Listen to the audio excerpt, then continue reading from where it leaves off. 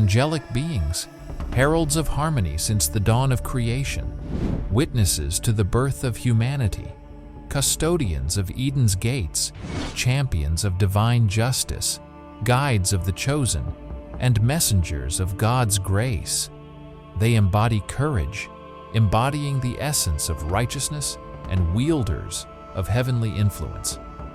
In this captivating video, I delve into the captivating realm of biblical angels, inviting viewers to explore the profound wisdom within the pages of the Bible, drawing them closer to the divine teachings. If you found this video enlightening, remember to give it a thumbs up, and for more captivating content like this, don't forget to subscribe. Angels grace the pages of the Old Testament 108 times, and the New Testament 165 times, each person blessed with their own celestial guardian.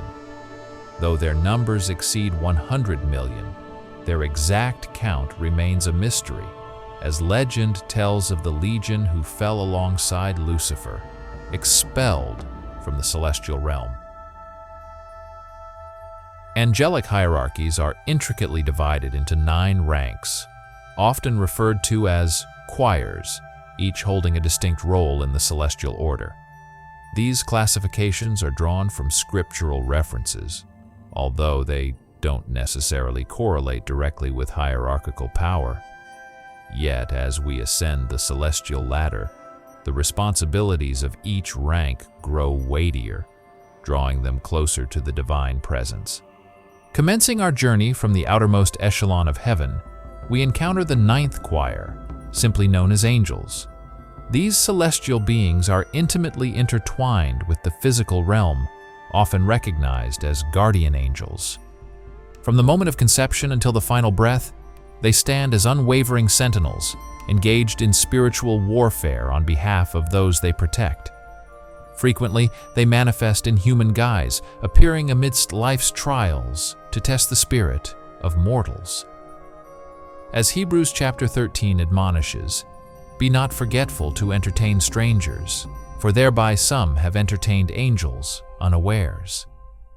It is widely conjectured that these angels, akin to those who accompanied the Lord during Abraham's time, embody this rank.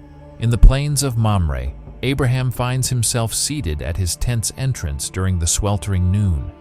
Suddenly, the divine presence descends, and he beholds 3 figures standing nearby. Hastening to greet them, he bows low and extends hospitality, recognizing their celestial nature. Genesis chapter 18 recounts, "And he lifted up his eyes and looked, and lo, 3 men stood by him, and when he saw them, he ran to meet them from the tent door and bowed himself toward the ground." Abraham and his wife Sarah quickly attended to the needs of the 3 visitors. After eating and drinking, the Lord, accompanied by his 2 angels, left for Sodom. The Lord explained that he was going to Sodom because the sins of its people were severe, and he had heard their cries of suffering. He would investigate whether the situation was as dire as reported. Abraham interceded, asking the Lord to spare the city if 10 righteous people could be found there. The Lord agreed to this condition, and then the 2 angels proceeded toward Sodom, where Abraham's nephew Lot and his family resided.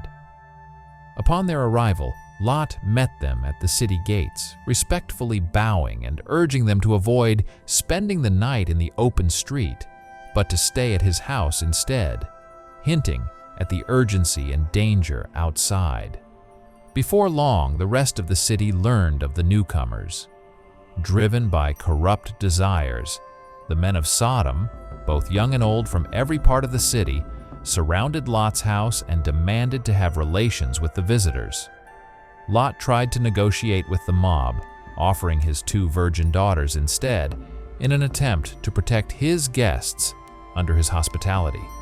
The crowd grew aggressive toward Lot, threatening him for trying to judge them.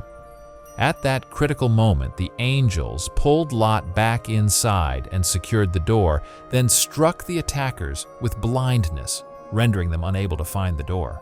These events display the formidable abilities of the angels, who could inflict instant blindness with a simple gesture. Throughout these chapters in Genesis, the angels not only act as protectors, but also demonstrate how heavenly beings can manifest physically on earth. They engage in everyday human activities like eating and drinking and potentially sleeping, showing no visible concern. This narrative underscores the importance of hospitality, for you never know when you might be hosting angels from heaven. Moving on to our next category, we focus on the eighth choir, the Archangels. Derived from the Greek term for chief angel, archangels are known for their significant power. While the Holy Bible explicitly names only one archangel, some believe in the existence of others. We begin with Archangel Michael, who is mentioned in both the Old and New Testaments. In the Old Testament, the book of Daniel, also known as Daniel's prophecy, is divided into two parts. The first part recounts Daniel's life and challenges under the reigns of kings Nebuchadnezzar II, Belshazzar, Darius I, and Cyrus II. The latter part of the book details Daniel's visions and dreams. Specifically in Daniel chapter 10, while Daniel is by the river Tigris, a gloriously attired man appears before him. I propose that this figure, who also mentions Michael, might be the pre-incarnate form of Jesus Christ, considering his description and significant role in other biblical texts. This encounter rejuvenates Daniel and restores his strength. Chapter 10 begins by stating that in the 3rd year of King Cyrus of Persia, a revelation came to Daniel, also called Belteshazzar, which was profound and long-term. During this period, Daniel fasted and mourned for 3 weeks. On the 24th day, as he stood by the river Hiddekel, he saw a vision of a man dressed in linen with a belt of fine gold.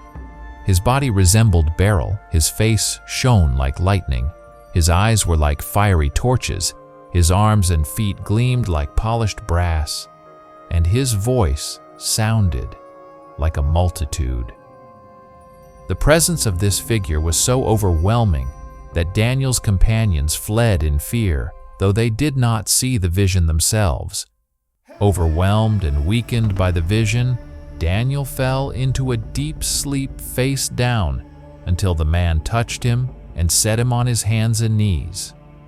He told Daniel he was greatly loved and urged him to understand and listen, as he had been sent in response to Daniel's prayers.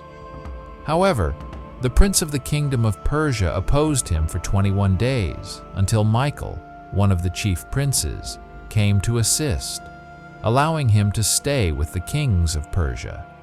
Indeed, these verses offer profound insights into the interplay between faith, spiritual warfare, and divine intervention.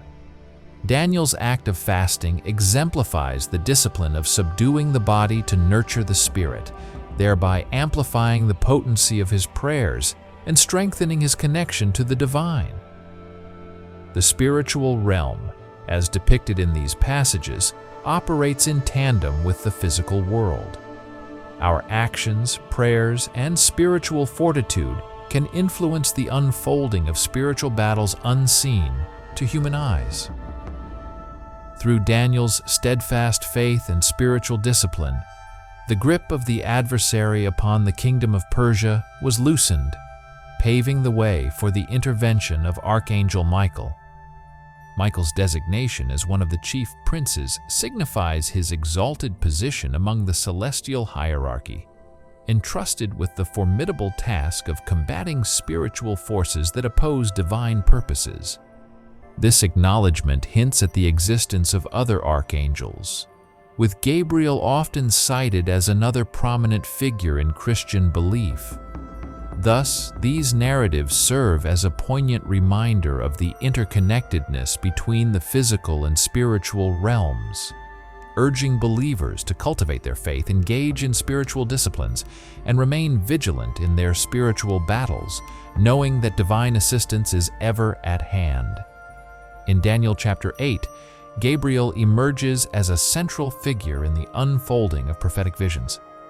As Daniel witnesses the symbolic battle between the ram and the goat, a voice inquires about the duration until the fulfillment of the vision.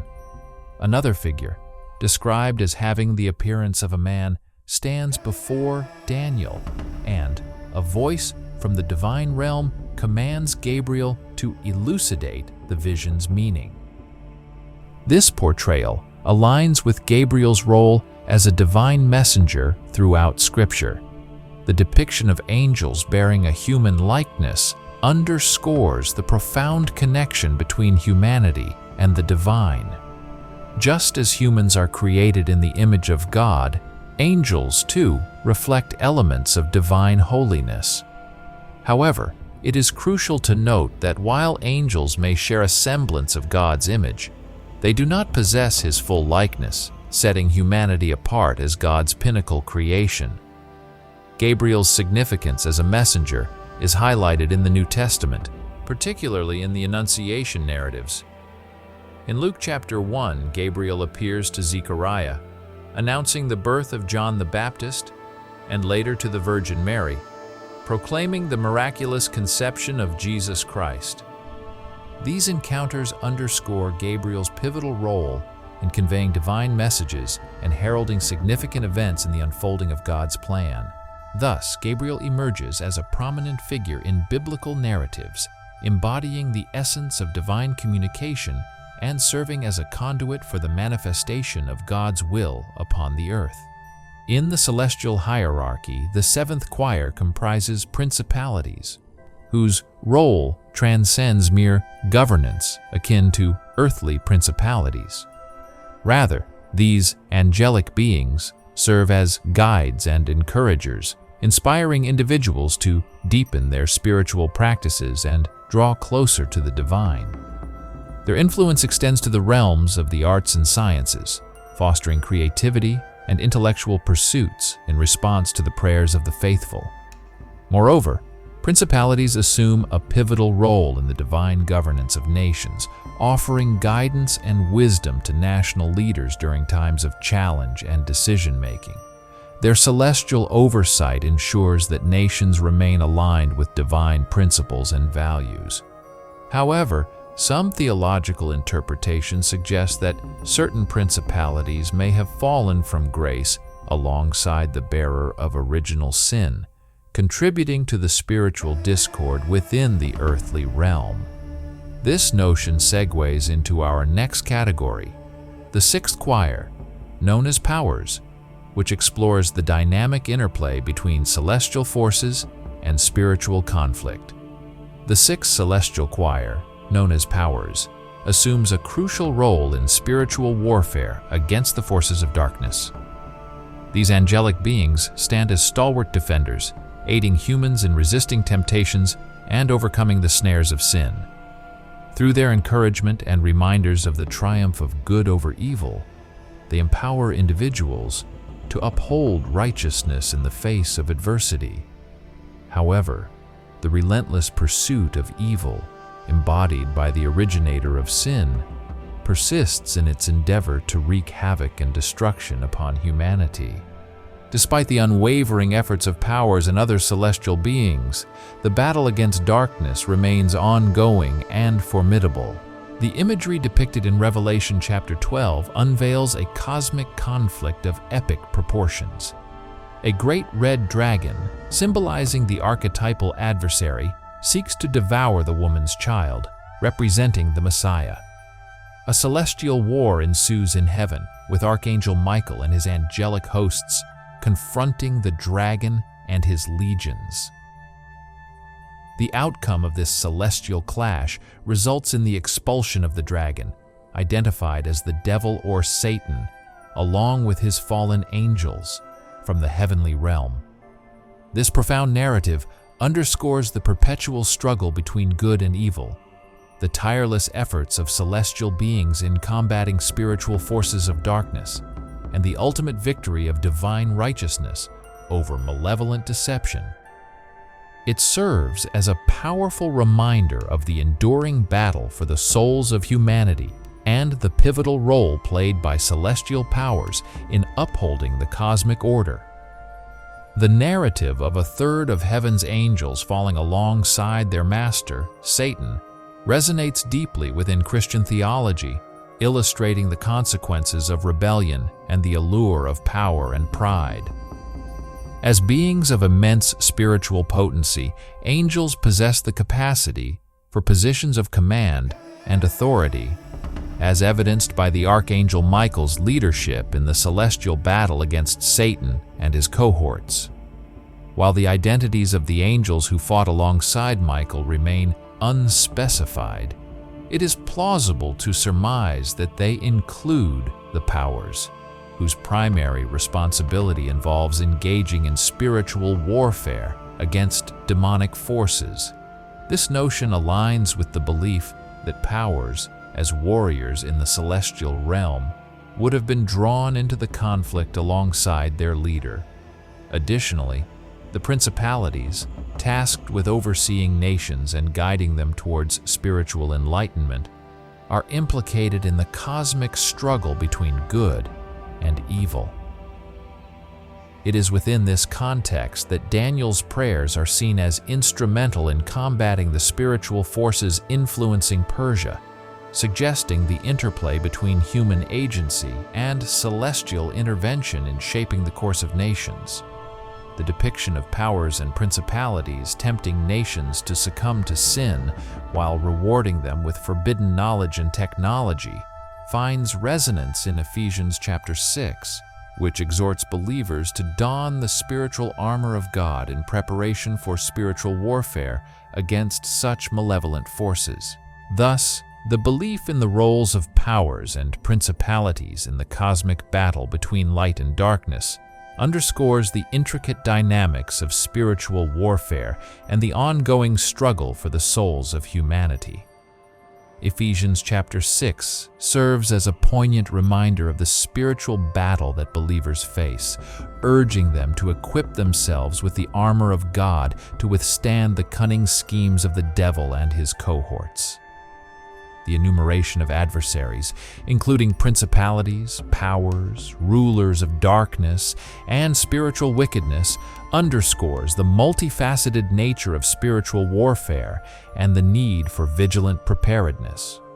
Transitioning to the fifth celestial choir, known as virtues, we encounter angelic beings tasked with nurturing and strengthening the faith of individuals. Their divine mandate includes performing miracles on earth, albeit within the confines of natural law. As stewards of the natural order established by God, virtues employ their miraculous abilities to manifest divine intervention while remaining aligned with the inherent principles governing the universe. Unlike the supernatural feats attributed to Christ and his followers, whose faith enables them to transcend the natural order, the miracles performed by virtues operate within the framework of God's creation.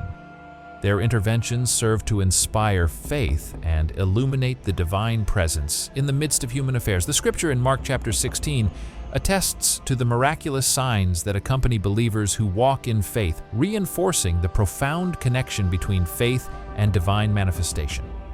These signs, including the casting out of demons, speaking in new tongues, healing the sick, and protection from harm, serve as tangible demonstrations of God's power and presence in the lives of believers. Thus, the virtues embody the divine mandate to fortify faith, perform miracles within the natural order, and illuminate the transformative power of divine intervention in the lives of believers.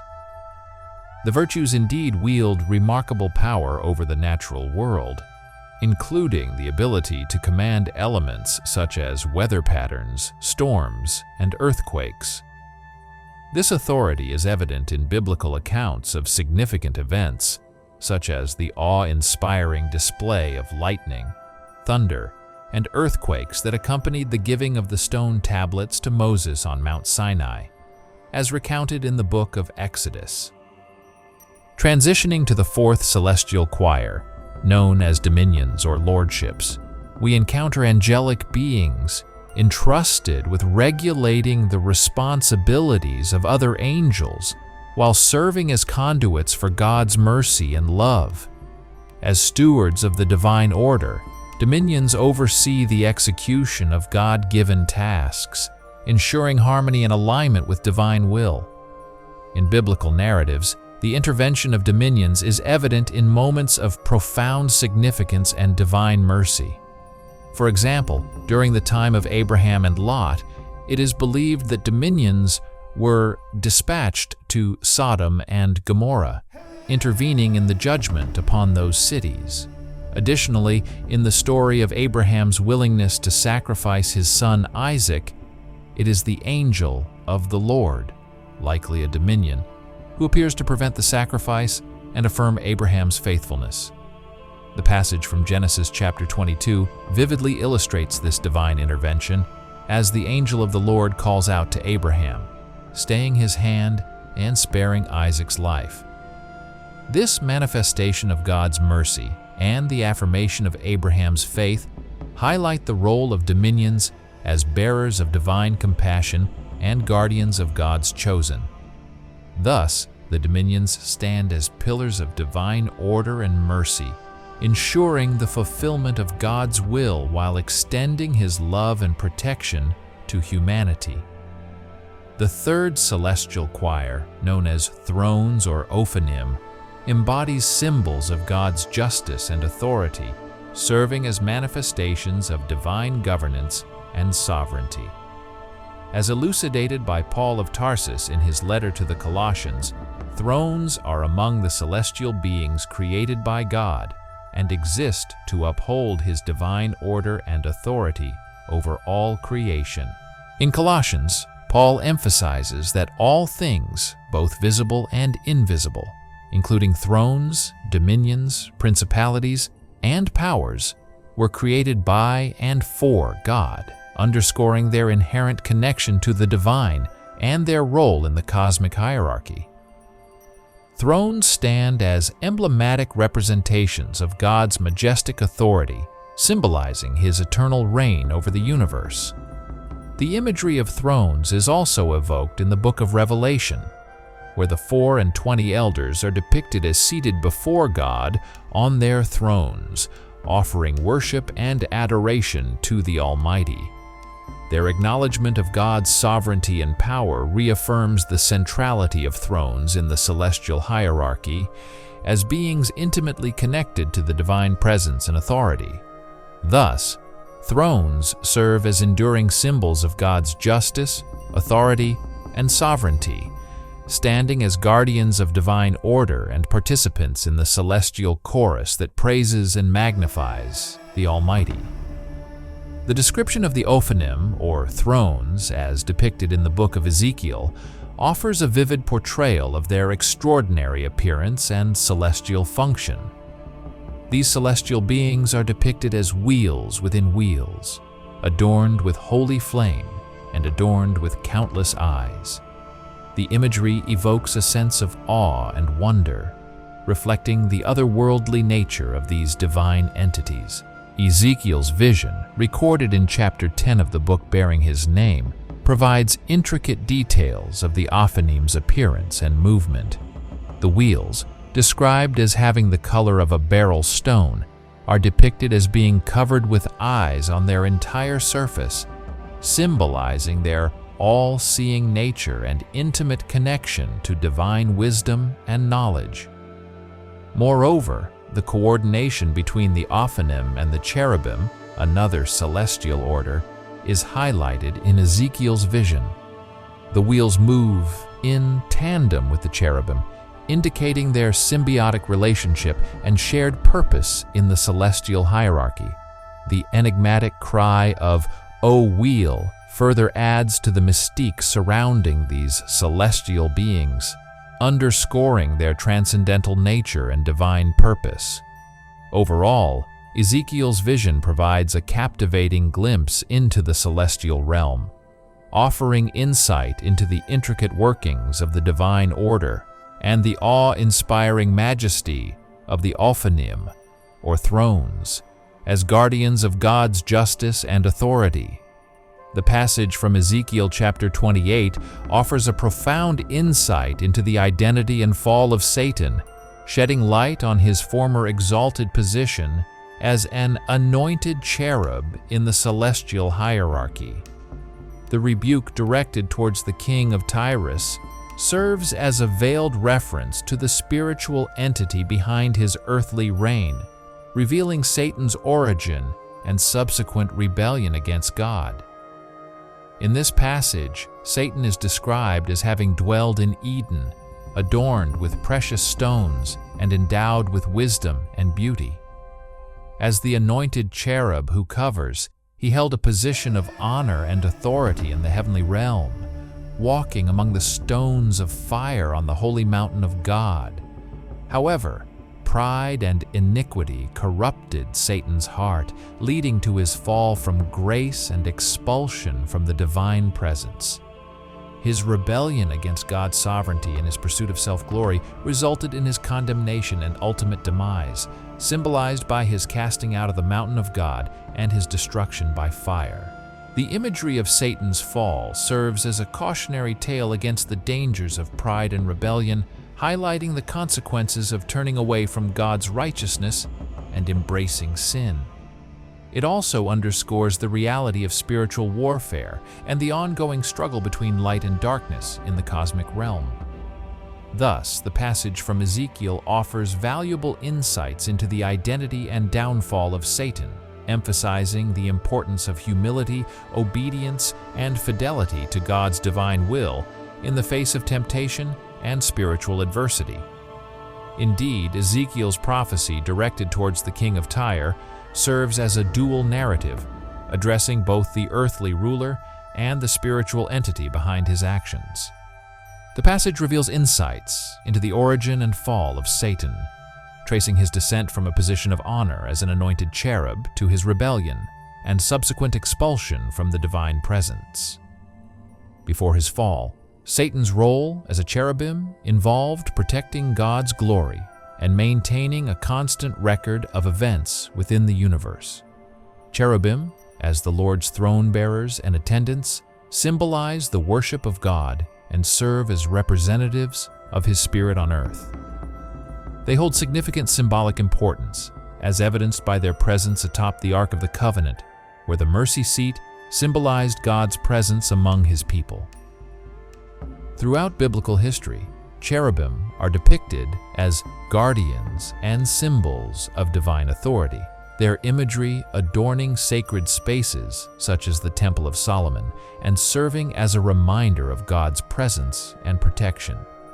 Even after humanity's expulsion from the Garden of Eden, a cherubim was stationed outside the garden, symbolizing the continued connection between God and His creation despite mankind's fall from grace. Thus, cherubim occupy a central role in biblical symbolism, embodying the divine attributes of protection, worship, and representation. Their presence underscores the ongoing relationship between God and humanity, serving as guardians and guides in the spiritual realm. The description of the seraphim in the book of Isaiah offers a profound glimpse into the celestial beings closest to the throne of God, serving as caretakers and perpetual worshipers of His glory. Their name, meaning burning ones, reflects the intense fervor and zeal with which they exalt the Lord in ceaseless praise. According to Isaiah's vision, the seraphim are depicted as majestic beings with 6 wings, using 2 to cover their faces, 2 to cover their feet, and 2 for flight. Their radiant presence is so intense that even other angelic beings cannot look upon them directly, underscoring their awe-inspiring nature and proximity to the divine presence. The seraphim's primary role is to proclaim the holiness of God, continuously chanting, "Holy, holy, holy is the Lord of hosts," a declaration that reverberates throughout the heavenly realm and fills the temple with divine glory. Their worshipful praise resonates with such power that it causes the very foundations of the temple to tremble and the air to be filled with smoke, symbolizing the sanctity and majesty of God's presence. In Isaiah's encounter with the Seraphim, their purifying touch with a live coal from the altar symbolizes the forgiveness and cleansing of sin, demonstrating the transformative power of God's grace to purify and renew the repentant soul. Overall, the depiction of the Seraphim in Isaiah's vision offers a profound portrayal of their exalted status as celestial beings closest to the throne of God, their burning devotion and worshipful praise serving as a testament to the holiness and glory of the Almighty. In summary, angels represent the embodiment of righteousness, serving as celestial beings tasked with carrying out the divine will of the Lord. They are depicted as diverse and wondrous entities, reflecting the kaleidoscope of colors and riches inherent in God's creation. While sharing the image of God, angels often appear in human guise to interact with humanity without inciting fear. Angels possess the power to control elements such as the wind, rain, and storms, and they continually offer praise and worship to God's holy name. On the day of judgment, they will stand alongside the King of Kings in the battle against the fallen, who sought to disrupt the divine plan. The purpose of this video is to spark interest in the biblical texts, encouraging viewers to explore the original scriptures for themselves. Additional commentary and discussions on angels and related topics are welcome, and viewers are invited to leave comments sharing their thoughts. Support for the channel can be provided through platforms like Patreon, offering access to exclusive content. Gratitude is expressed to patrons and channel members for their support, as it greatly contributes to the continuation of the channel's work. Viewers are encouraged to like, subscribe, and engage with the content to further support the channel's mission. In conclusion, blessings are extended and farewells are bid with the hope of continued growth and exploration of spiritual themes.